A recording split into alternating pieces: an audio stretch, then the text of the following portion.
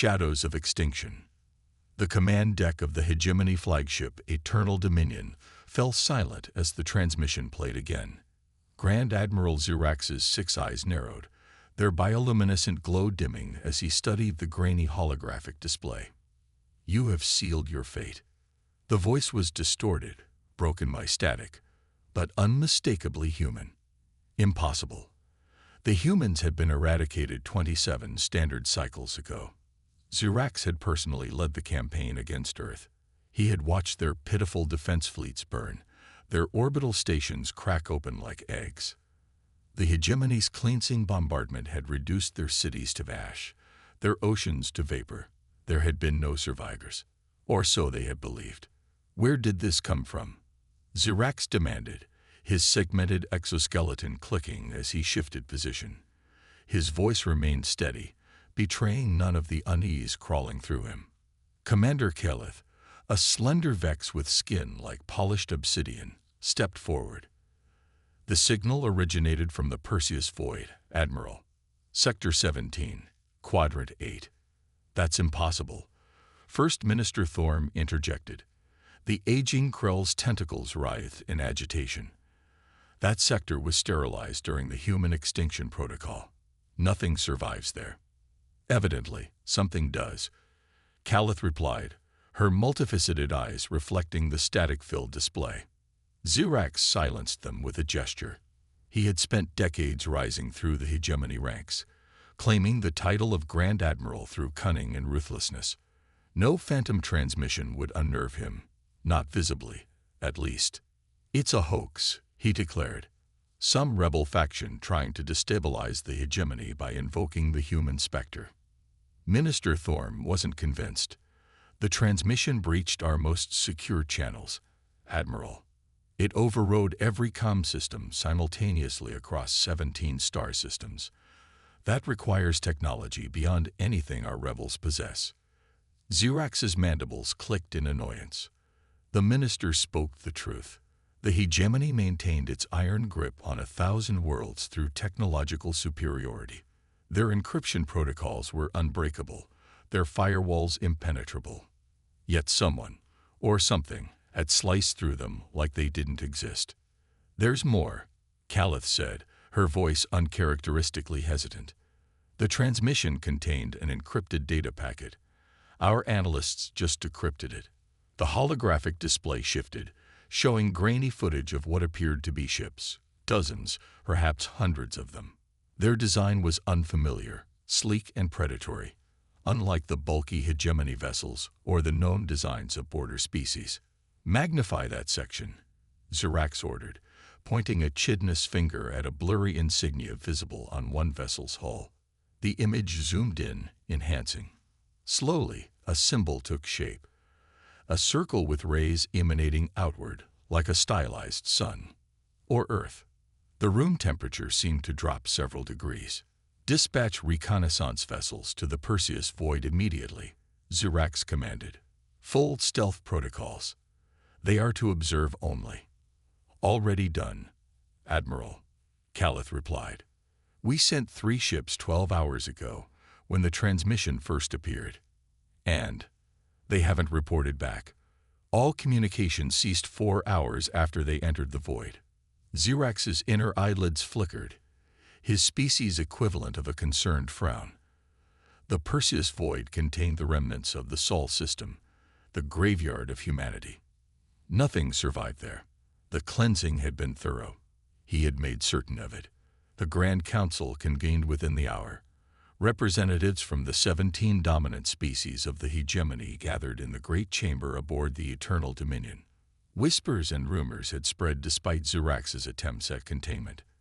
Fear, an emotion rarely seen in the upper echelons of the hegemony, rippled through the assembly. "Is it true?" demanded Krall, the warbringer of the Nath Collective. "Have the humans returned?" "We have a transmission of unknown origin," Zirax replied carefully. "Nothing more."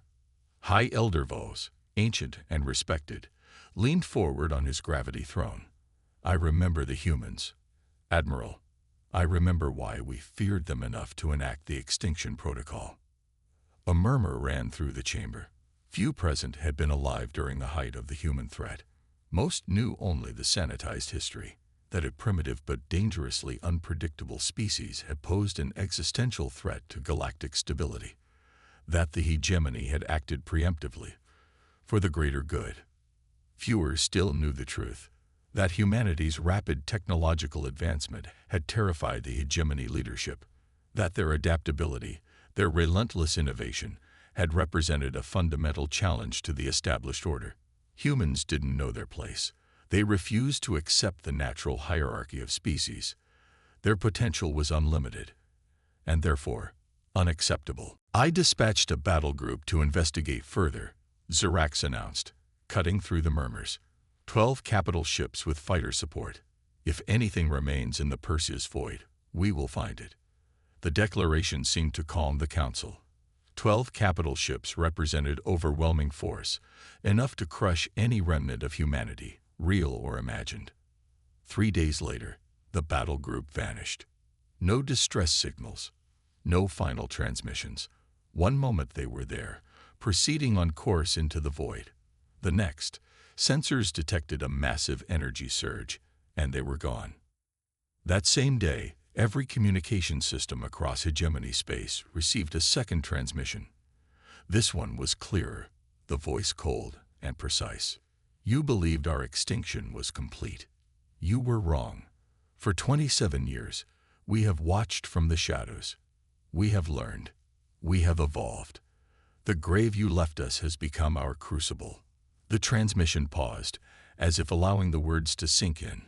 You sought to erase us from existence because you feared what we might become. Now we are something far worse than your darkest nightmares. We are humanity unchained. Panic spread through the hegemony worlds. On frontier planets, riots broke out. In the core systems, citizens demanded answers their leaders couldn't provide. For the first time in centuries, the hegemony faced an enemy it couldn't immediately crush. An enemy it had created through its own actions. An enemy that had spent nearly 3 decades nursing its wounds, honing its hatred, and preparing for vengeance. Commander Calith found Admiral Zirax in his private quarters, studying ancient battle records from the human war. The flickering holograms showed Earth's final stand, a desperate, hopeless defense against overwhelming force. "The Council is demanding action, sir," she reported. Minister Thorm suggests a full military mobilization. Zirax didn't look up from the recordings. Mobilize against what, Commander? Ghosts. The battle group's destruction was real enough.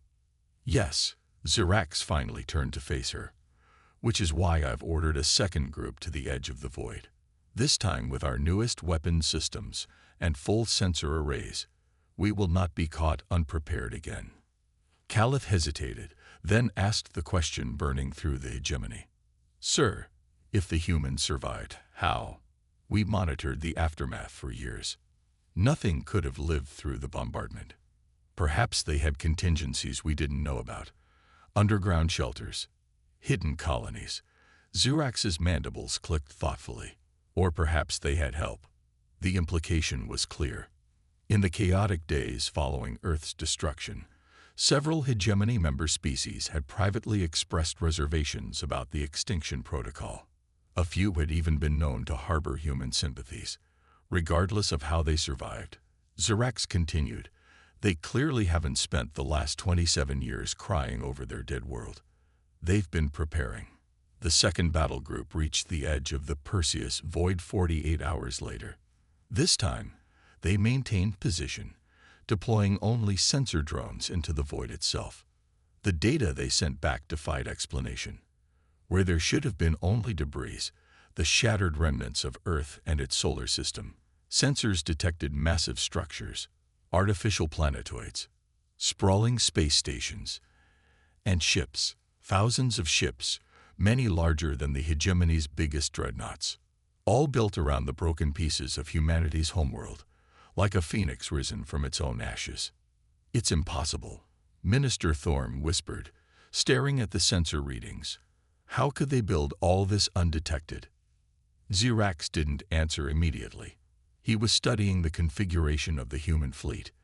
Their ships were arranged in a defensive posture, protecting the central structures. But there was something else there too, something the sensors couldn't quite resolve. Energy readings unlike anything in the hegemony database.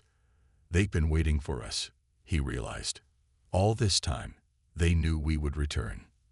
A communication request flashed on the command console. Origin, Persis Void. The council members exchanged nervous glances. Zirax nodded, and the holographic display activated. The figure that appeared was humanoid, but not entirely human, at least, not like the humans Zirax remembered. Its skin had a metallic sheen, with faint circuitry patterns visible beneath the surface. Its eyes glowed with an inner light, cold and calculating. "I am Admiral Marcus Shaw of the Human Collective," the figure stated. Its voice was the same one from the transmissions. 27 years ago, your hegemony attempted to eradicate my species. You failed. Zirax stepped forward. "I am Grand Admiral Zirax of the—" "I know who you are," Shaw interrupted. "You commanded the fleet that bombarded Earth. Your face is carved into the memorial of extinction that stands at the heart of Nuterra. Every human child learns your name alongside history's greatest monsters." The casual dismissal, the sheer contempt in the human's voice, sent a ripple of unease through the council chamber. "What do you want?" Zirax demanded. Shaw's expression remained impassive. Originally, survival, then vengeance. Now, the human's lips curved in what might have been a smile. "Now we want what you've always feared we would take. The future." The hologram expanded, showing the full extent of the human fleet.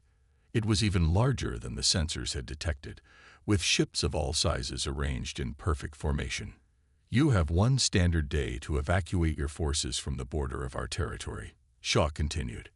"After that, we begin the reclamation." "Reclamation of what?" Minister Thorm asked, his voice trembling. Shaw's metallic eyes seemed to look through them all.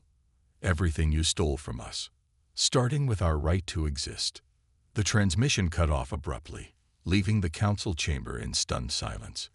Zirax's mind raced. The humans had not only survived but thrived. They had built a fleet that rivaled, perhaps even surpassed, the hegemony's might, and they had done it all in secret, hiding within the very grave the hegemony had dug for them. "We should negotiate," First Minister Thorm suggested, his voice quavering. "Perhaps offer reparations." "Negotiate." Zirax cut him off. "With an enemy that has spent nearly 3 decades planning our destruction." "No." His mandibles clicked decisively. "We strike now with everything we have. Crush this human resurgence before it can gain momentum." The council was divided, but in the end, Zirax's authority as Grand Admiral prevailed. Orders went out across hegemony space. Every available warship was to converge on the Perseus Void. This time, the extinction would be complete. As the massive fleet assembled, Zirax retreated to his quarters. He pulled up the old files from the First Human War, searching for insights, weaknesses, anything that might give the hegemony an edge. A soft chime announced Commander Calith's arrival. She entered, her normally composed demeanor shaken. "Sir, our long-range sensors have detected movement from the void. The human fleet is mobilizing." Zirax looked up sharply. "They're attacking. Our forces aren't fully assembled yet." "No, sir. They're not moving toward our position." Calith's multifaceted eyes reflected the growing alarm she couldn't hide. "They're dispersing. Thousands of ships heading toward different sectors of hegemony space simultaneously." The implications hit Zirax like a physical blow. The humans weren't planning a single decisive battle. They were launching a coordinated galaxy-wide assault, and the hegemony, having concentrated its forces at the void's edge, had left its worlds vulnerable. "You have sealed your fate," the human transmission had warned. Only now did Zirax understand. It hadn't been a threat. It had been a statement of fact. Reckoning dawn. The hegemony's central command center had never been designed for war. For centuries, the vast chamber had served as a showcase of the Alliance's power and technological superiority, a place to impress dignitaries and intimidate potential enemies. Now, it resembled a battlefield. Holographic displays covered every surface, showing real-time updates from across hegemony space. Most flash urgent red, indicating systems under attack or already lost. Dispatchers shouted updates while tactical officers tried desperately to coordinate a defense against an enemy that seemed to be everywhere at once. Grand Admiral Zirax stood at the center of the chaos, outwardly calm as his empire crumbled around him. 23 hours had passed since the human fleet dispersed from the Perseus Void. In that time, they had struck 17 key hegemony systems, bypassing defenses with alarming ease. Talsis Prime has fallen, announced a communications officer, her voice strained. The orbital platforms were disabled by some kind of targeted electromagnetic pulse. Ground forces report widespread systems failures. Krull Station reports unknown vessels appearing inside their defensive perimeter, added another. They're using some form of directed spatial displacement. Our sensor nets didn't detect their approach until they were already there. Zirax absorbed the reports with growing dread. The humans weren't just fighting with superior numbers or firepower. They were wielding technologies the hegemony had never seen before, technologies that shouldn't exist. "What of our fleet at the Void's edge?" he asked. Commander Calith's expression tightened.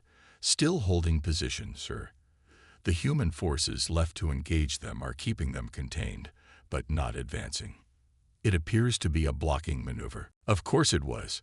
The humans had drawn the hegemony's main fleet to a single location, then launched their real attack elsewhere. It was classic misdirection, executed on a galactic scale. "Order the fleet to break through and return to defend our core systems," Zirax commanded. "Sir, that's what Admiral Vrex attempted 6 hours ago," Calith replied softly.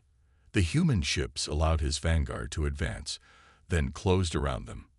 We lost 30 capital ships before the rest retreated to their original position." First Minister Thorm shuffled into the command center, followed by what remained of the Grand Council. Most looked shell-shocked, unable to comprehend how their invincible hegemony could be brought to its knees so quickly.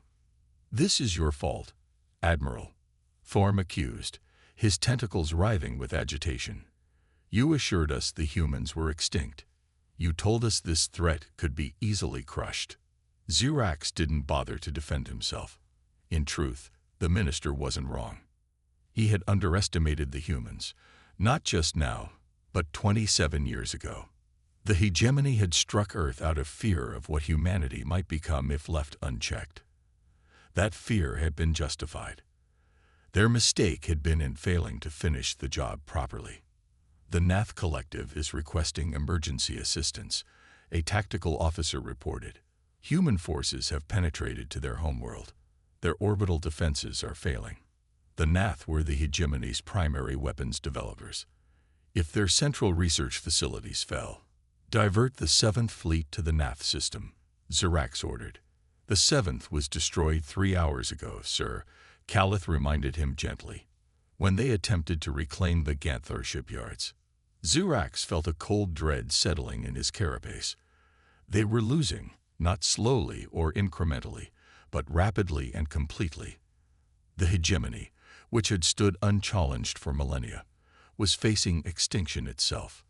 The main display suddenly flickered, then stabilized on a new image.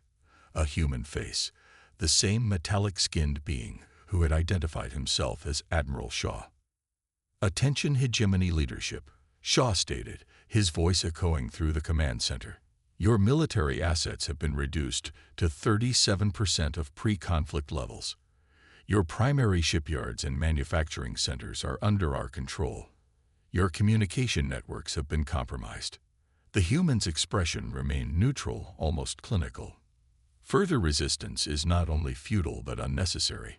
Stand down your remaining forces, and further loss of life can be avoided." Zirax stepped forward, mandibles clicking in barely suppressed rage. "You launch an unprovoked attack across our territory, and now you speak of avoiding loss of life. Your hypocrisy is astounding." "Unprovoked." Shaw's metallic eyebrows raised slightly. You attempted to exterminate our entire species, Admiral Zirax. By any reasonable standard, that constitutes provocation. That was 27 years ago. Yes, we needed time. For the first time, a hint of emotion, something like cold satisfaction, entered Shaw's voice. Time to survive. Time to rebuild. Time to evolve beyond the limitations you sought to exploit. The human gestured, and the display split to show footage from various hegemony worlds. Human ships engaged in precision strikes against military targets while avoiding civilian areas. Ground forces securing strategic facilities with minimal casualties. We could have glassed your worlds as you tried to glass ours, Shaw continued. We considered it. Some of us argued for it. But ultimately, we decided that would make us no better than you. Minister Thorm pushed forward. What are your terms? Shaw's gaze shifted to the minister. Complete military surrender, supervised disarmament of all hegemony forces, reparations to be paid to the human collective over a 50-year period. And he paused. The individuals directly responsible for the extinction protocol will stand trial for genocide. Zirax felt the eyes of the council turn toward him. He had been the military architect of humanity's destruction. The campaigns against Earth had been his design, his legacy. And if we refuse? He asked, already knowing the answer. Then we continue until the hegemony no longer exists. Shaw replied simply. You have 6 hours to decide. The transmission ended, leaving the command center in silence. We should accept, Minister Thorm said finally. We cannot win this war. Several council members murmured agreement. Others looked to Zirax, waiting for the Grand Admiral to propose some miraculous strategy to save them. He had none. How? Zirax demanded, mostly to himself. How did they advance so far beyond us in just 27 years? Caliph hesitated, then activated a data terminal. Sir, our intelligence division has been analyzing the human technology we've encountered. They've prepared a preliminary report. The display showed schematics of the human vessels and weapons. Even to Zirax's experienced eye, much of it appeared almost magical in its sophistication. Their ships utilize quantum entanglement for communication, making our attempts to jam their signals useless, Caliph explained. Their hulls incorporate self-repairing nanomaterials. Their weapons, she paused. Some appear to manipulate gravitational fields or space-time itself. Impossible, Zirax hissed. None of this could have been developed in 27 years, even by humans. That's the conclusion our analysts reached as well, sir. Caliph brought up another display, this one showing historical data. They believe the humans had help, specifically from the Arcturians. The name sent a chill through the chamber. The Arcturians were a nearly mythical species that had disappeared from known space thousands of years ago. The hegemony had discovered a few of their relics over the centuries, incomprehensible artifacts of a civilization far more advanced than their own. According to obscure historical records, Caliph continued, the Arcturians made contact with early human civilizations several times. There were even theories that they found humans particularly interesting due to their adaptability and creativity, qualities the Arcturians themselves lacked despite their technological advancement. You're suggesting the Arcturians, who vanished millennia ago, somehow saved the humans and gave them advanced technology. Minister Thorm scoffed. That's absurd. Is it? Zirax asked quietly. More absurd than humans rebuilding from near extinction to surpass us in less than 3 decades. The implications were staggering. If the humans now possessed Arcturian technology and understanding, there was no telling what they were truly capable of. A priority alert sounded from the tactical station.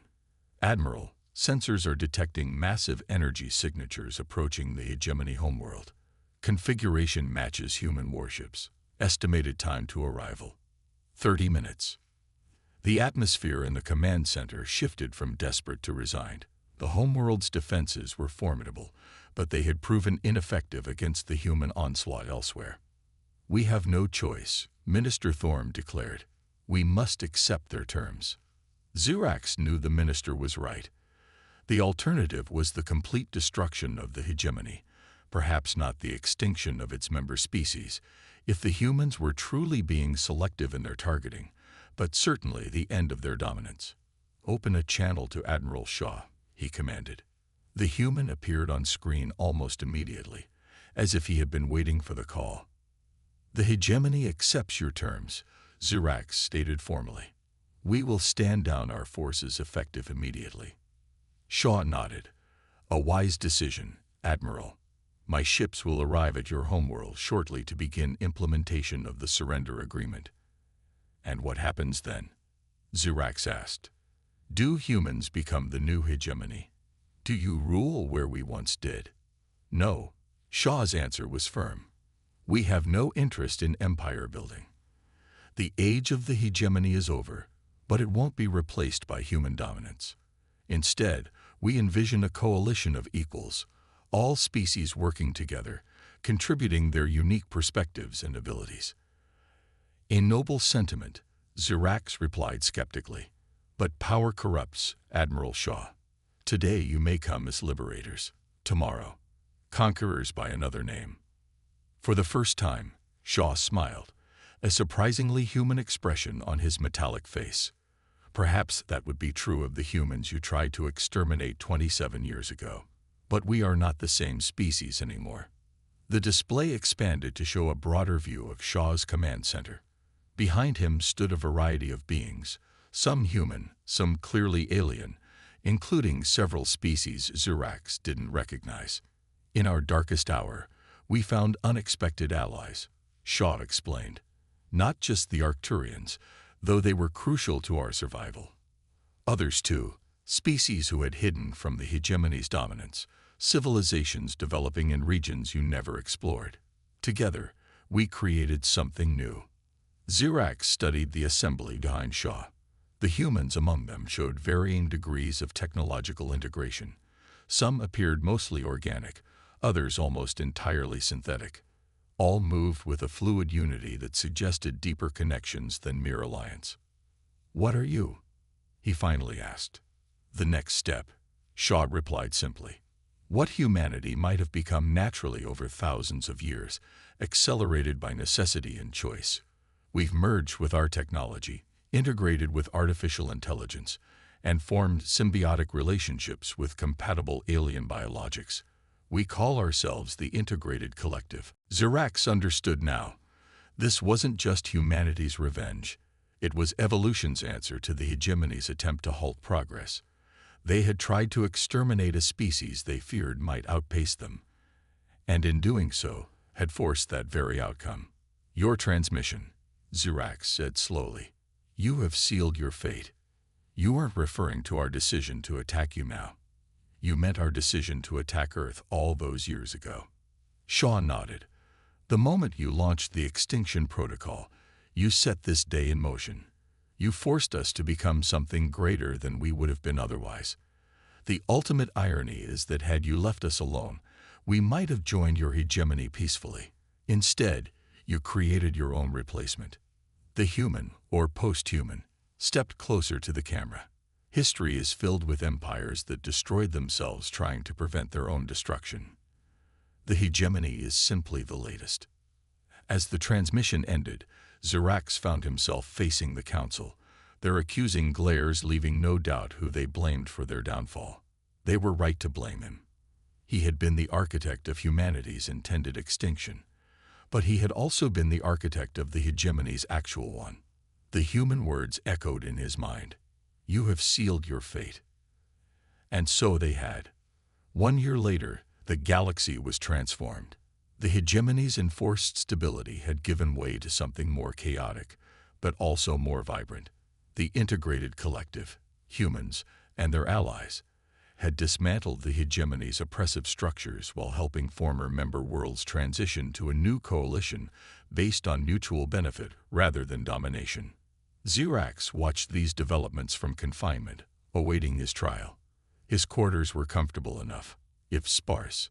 Through his single window, he could see the partially reconstructed Earth in the distance, a monument to humanity's resilience, and a reminder of his greatest failure. Commander Calith visited occasionally, having accepted a liaison position between the former hegemony species and the new coalition. Today, she brought news. "Your trial begins next week," she informed him. "The proceedings will be broadcast to all former hegemony worlds." Zirax nodded. He had expected nothing less. "And the verdict? Has that been decided too?" "The collective insists it will be a fair trial," Calith replied, "though I doubt anyone expects an acquittal." Zirax turned to gaze at the reconstructed Earth. "Did we ever have a chance, Calith? Or was this always our destiny?" She considered the question carefully. The Arcturian records suggest they identified humans as potential successors millennia ago. They saw in them a rare combination of adaptability, innovation, and determination. But the records also show they expected the transition to take thousands of years, a gradual, natural evolution. "Instead, we forced their hand," Zirax completed the thought. "We tried to eliminate the threat, and in doing so, accelerated it." "There's a human saying," Calith noted, "what doesn't kill me makes me stronger." Perhaps that was always our mistake, attempting to kill something that would only emerge stronger from the attempt. Zirax turned from the window. In the end, the hegemony's greatest error hadn't been facing an enemy they couldn't defeat. It had been creating that enemy in the first place, forging humanity into something far more formidable than it might otherwise have become. "You have sealed your fate," the human transmission had warned. And they had, not in the moment they received the message, but 27 years earlier, when they had tried to extinguish a spark and instead created a supernova.